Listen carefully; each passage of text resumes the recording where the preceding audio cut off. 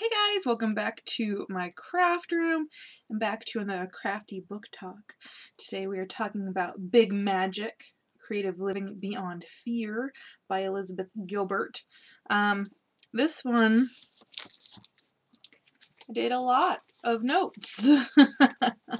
So I decided I would condense them into, some things that we have not talked about on Crafting Chat, some things we have, which a lot of these books that we do on Crafty Book Talk generally do talk about what we've already talked about, but this one was very good about kind of making it more comical rather than just talking about it, out in the open, whatnot. It kind of eased you into the idea of what she wanted to say. And this book technically is a self-help book, but I felt like it read, sorry, it might be squeaking. I feel like it read a little bit more like a memoir, a memoir. Also, like, it included her stories that led up to what she wanted to talk about, and also other people's stories, which I felt like was a lot of name dropping, but then I also found out that, well, during reading it, I was like, I have heard these sentences before, I've heard these phrases before, and it turns out, I think she got most of her content from TED Talks, because in the back, it says in her recognitions or acknowledgments that she's thankful for the TED conference. So I think that she must have taken a lot of her content from TED Talks, because I have definitely heard some of these phrases before, and definitely I've heard the ideas before.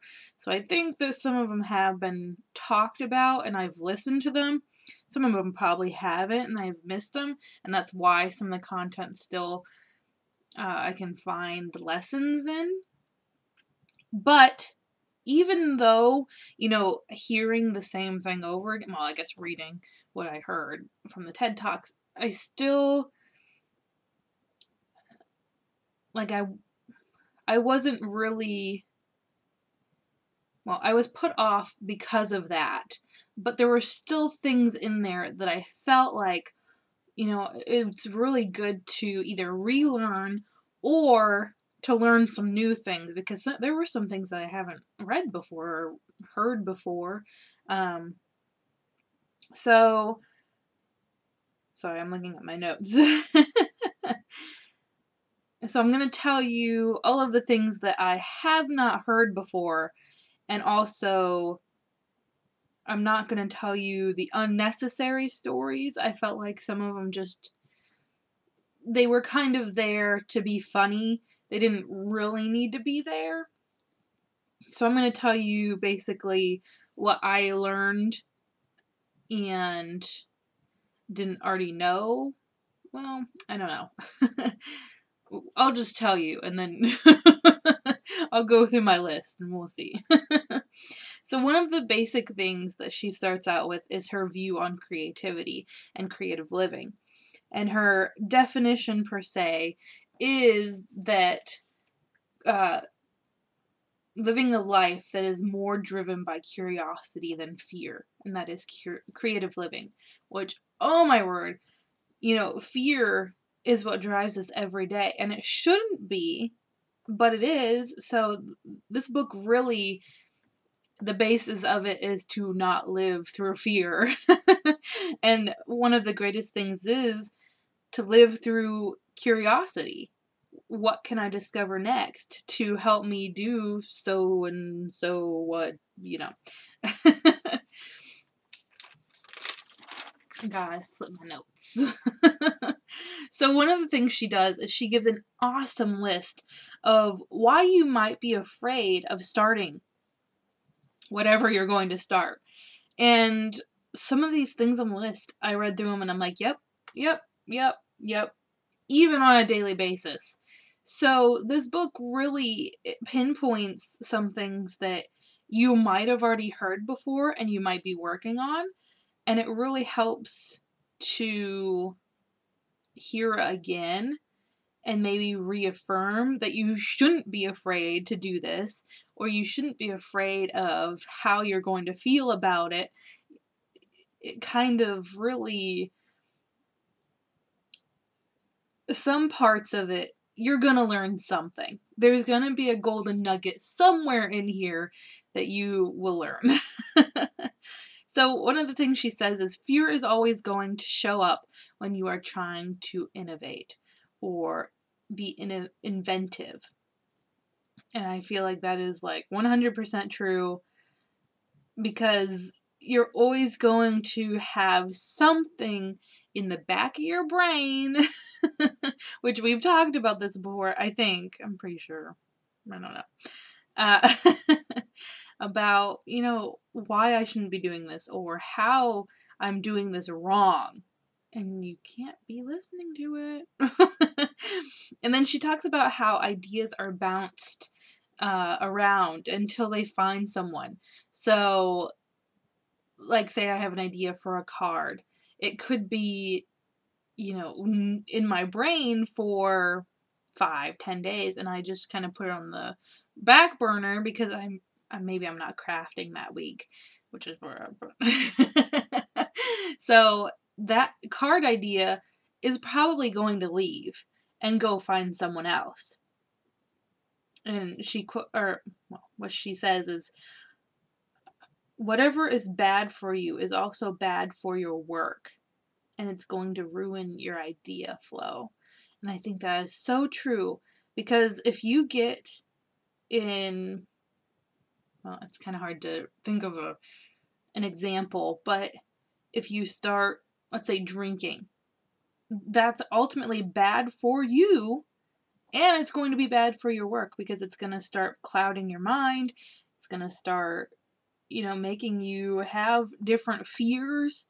So I even feel I get in the trouble with this with food.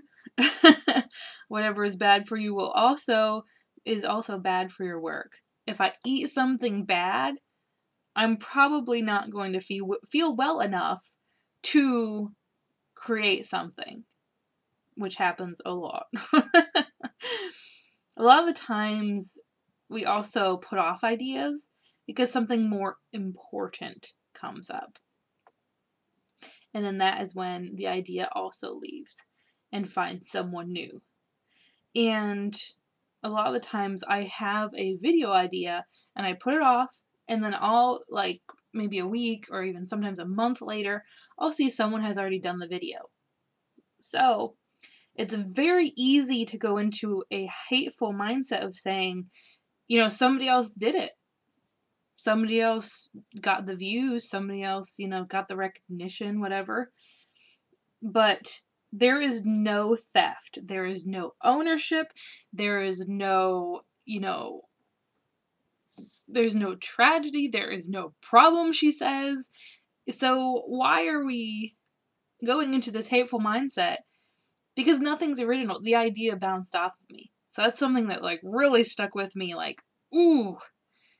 Because I do that a lot. I'm like, this person has already done the video, so they did it, I'm not going to do it now. So, sometimes I gotta really take things to heart. I get put in my place a lot. So she talks about how it's a disservice by saying people are geniuses. Not that they had geniuses. I thought that was a great thing, because typically we say oh, they were a genius. But really, the idea that they had was genius. And that kind of puts them in a different kind of light. And we tend to look at creating differently, because one of the fears is we're never going to amount to that person's genius. But really, it was just an idea that they had that was genius. And she says, when my genius is convinced that I am not just messing around here, he may show up and offer assistance.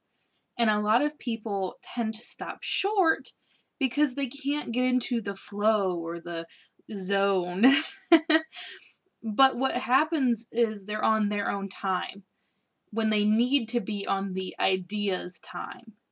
Because, the genius's time, whatever. You want a genius, idea, flow, zone. She says all those terms that, are kind of interchangeable. It's just whatever people say nowadays. So she says a good rule, or I say a good rule to follow is what she says. If you are supporting yourself financially and you are not bothering anyone else, then you are free to do whatever you want with your life. So she really goes into, like, I feel like it's a fast mode of trying to get through all of these pinpoints of why are you afraid? How can we fix it? And it's a good mindset. Why? Figure out the why and then figure out how to fix it. Great. Okay. So here are some more pinpoints that she says. You don't need anybody's permission to live a creative life. Most of history, people just made things, and they didn't. Gotta flip the page. They didn't make such a big deal about it. Are you considering becoming a creative person? Too late. You already are. Boom. Like that one. Because a lot of people are like, oh, I don't have a creative bone in my body. But this is another pinpoint. Creativity is the hallmark of our species. We've been creating forever. If you haven't watched the other Crafty book talk about the art. Oh, shoot. I moved the book too. It was how art is in history and stuff. If you go back, you can probably find it. But another book that really goes along with this is the Four Agreements. So if you haven't read or seen that video, go and look at that one. She also says, I have the right to my own voice and my own vision. Boom. Most things have already been done, but not by you. Love that one. Because a lot of people are like, you're copying. But you can't really copy anything because you're going to be putting little bits of yourself in it. So I understand when she says that, it's not done. It's not done by you. So I love that. And she also talks about how helping people and like what are your motives behind creativity and creating things. Because she says helping people should not be your sole motive. And that was something I really struggled with in high school. Because that's really what I wanted to do. I wanted to help people. And how could I do that? What was my outlet? And I wanted to write. And that was my biggest thing. And I haven't written anything really until now. We'll talk more about that. But yeah, so that's something that really, it took me a long time to learn. I don't have to help people through my creativity. It's not necessary. I can create for myself. Let's see, I lost myself here. Oh, and she says, creating for yourself is okay. Artists by nature are gamblers, rolling dice on if your time and energy will pay off. Whoa. I never really thought of it that way. But it really makes sense. Because a lot of the times we do craft fairs. And we spend so much time and money and effort into creating all these projects to go to a craft fair. And maybe it'll be good, maybe it won't be. She also talks about students do it too with their expensive education and hoping to get a job afterwards. Gambling. Which I know inherently we aren't supposed to gamble, but I'm still gotta, kind of think through that one. She also says, nobody is going to put my work out there. I had to announce it myself. Which, boy, is that true. You really have to announce your work. You have to be your own hype man until you get hype man,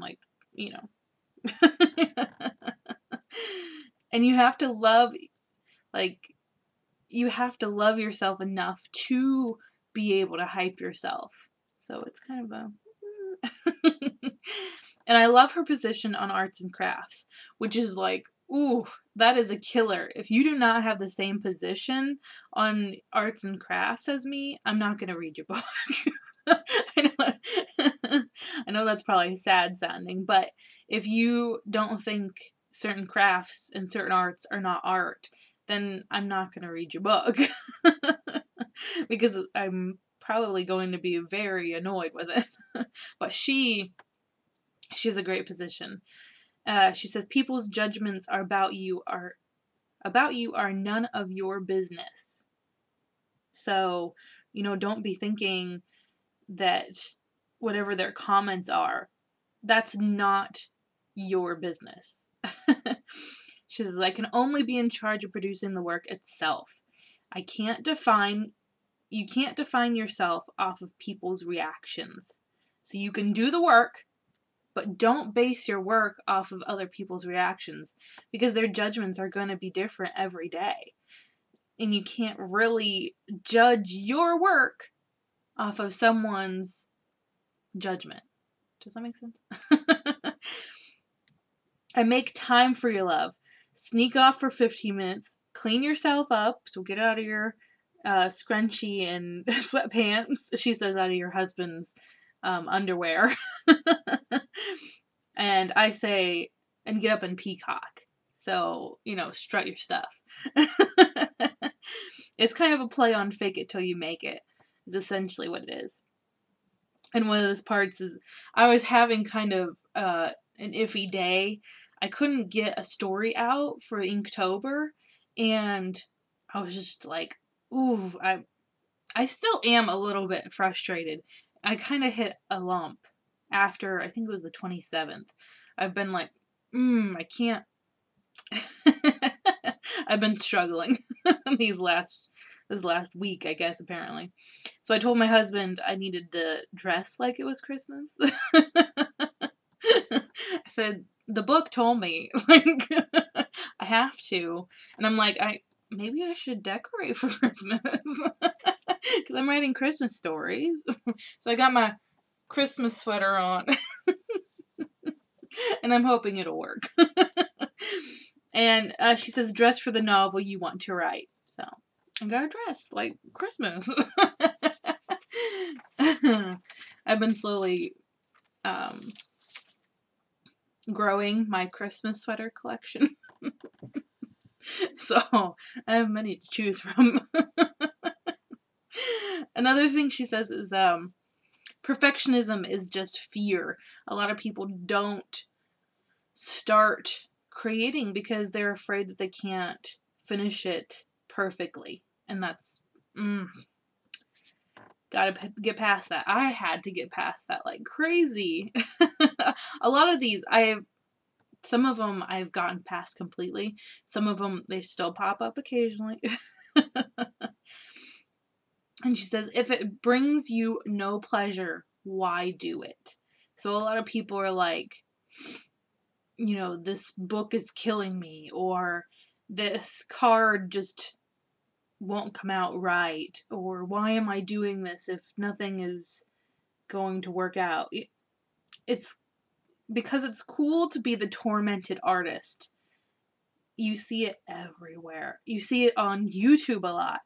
They say they had to suffer to create something, and that's not good.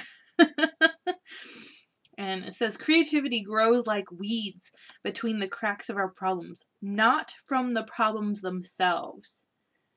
So when somebody says that they have to suffer for their artwork, it's not right, because creativity comes from the cracks, from underneath the problem, not from the problem itself. It's the crack. From your soul. Got a little demonstration going. You probably already got it, but love over suffering always. Love that. We are all just beginners, even if you've been crafting for 50 years. So throw it out and change it. I'm a big believer in this. Everyone is a beginner. Even if you've been crafting for 50 years, you are always a beginner. Every time you start a new project, and even sometimes in the middle of projects, you're always a beginner. You're always going to be learning something new. And it's amazing. We should always be learning something new. Never apologize for it, never explain it away, and never be ashamed of it.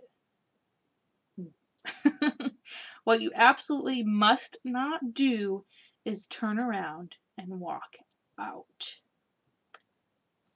Golden nugget, you guys. So this book has a lot of great advice for anyone. I did have to look past a few things because I can't really be reading the same thing over and over again, or my brain just goes insane. Well, I guess I haven't read it before I heard it from the TED Talks. So a lot of the times it just doesn't stick if I've already heard it. And that's what I think one of the problems was with one of the books before, because I've heard some of it before and she was just kind of repeating the same thing. But with this one, it's really great because she added a lot of new stuff that I have never even thought about, heard, and I think it's great for anyone to pick it up, to read it, because maybe you've heard of something from it, but you're probably going to find at least one thing out of there that is going to help you along your creative journey. And it's in a very comical style, but it's also kind of the who is it? Julian Michaels. She's kind of pushy. A little bit of foul language. I've gotta warn you. So it kind of takes away the seriousness of, which is her big thing, don't make it so serious. And there's a lot of seriousness that's associated with self-help and any kind of artistic thing that you try to do or try to read about. So she kind of takes that away. And that could be why she put in the stories. I don't know. I don't think... Although I liked her personal stories. Some of them. I should amend that real fast. A few of them weren't necessary, but a lot of them, they were really nice to read, but a lot of them, like, that weren't her stories, I didn't really see the need, and also I felt like it was a lot of name dropping. Of just like, oh, I've got to put this name in here so I sound credible. That could just be, my opinion. I don't know.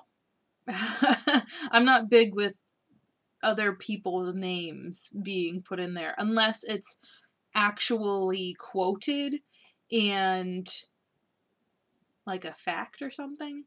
I don't know. I don't know where I'm going with that. But it is definitely a good read once you get past the stuff that you've already heard, or I don't know, it's hard to say. Because I think it is a good read, but then it's also, how could it be a good read if you've already heard some of the stuff and you don't like the stories and you don't really like the writing style that well?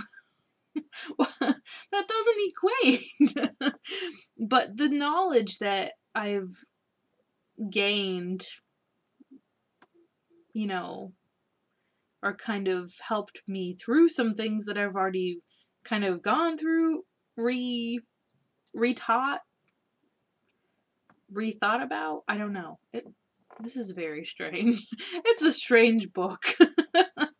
But I bet if you pick it up, you will find at least one thing that will help you, at least further your creativeness somehow. But that is all I've got for today. That big, massive load of knowledge. But that is big magic. Creative living beyond fear. Alright, guys. Thanks for watching. I hope you're having a crazy day. Good crazy, not bad crazy. And I'll see you in the next one. Bye.